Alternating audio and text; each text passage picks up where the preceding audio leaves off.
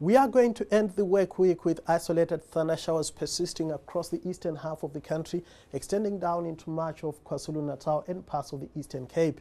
We have a cold front sweeping through our shores this Friday, and this is going to give us cloudy and rainy weather from the southwest coastline through the south coast and extending into parts of the east coast by the end of your Friday. A lot of cloud is going to creep onto parts of the west coast, but it's going to stay dry over those areas. It's going to be mostly sunny over the northwestern interior.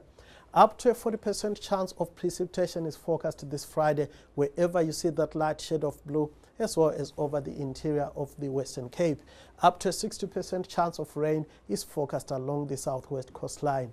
The South African Weather Service is maintaining a watch for extremely uncomfortable, hot and humid weather conditions along the KwaZulu-Natal coastal areas over the eastern parts of KwaZulu-Natal, as well as along the Mpumalanga and Limpopo Lowveld areas and across the Limpopo River Valley. Now here's a look at top temperatures for your Friday. Temperatures will struggle to reach the 20-degree mark for Cape Town, a degree warmer for Sutherland, a warm 25 for George and Port Elizabeth, 27 in East London.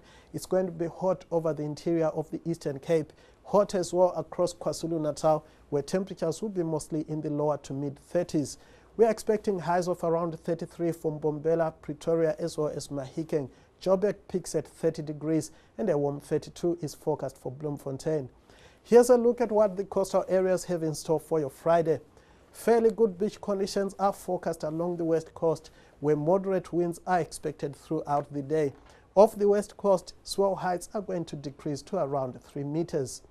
Along the southwest coastline, we are expecting poor beach conditions here thanks to the cloudy and wet weather forecast over these areas.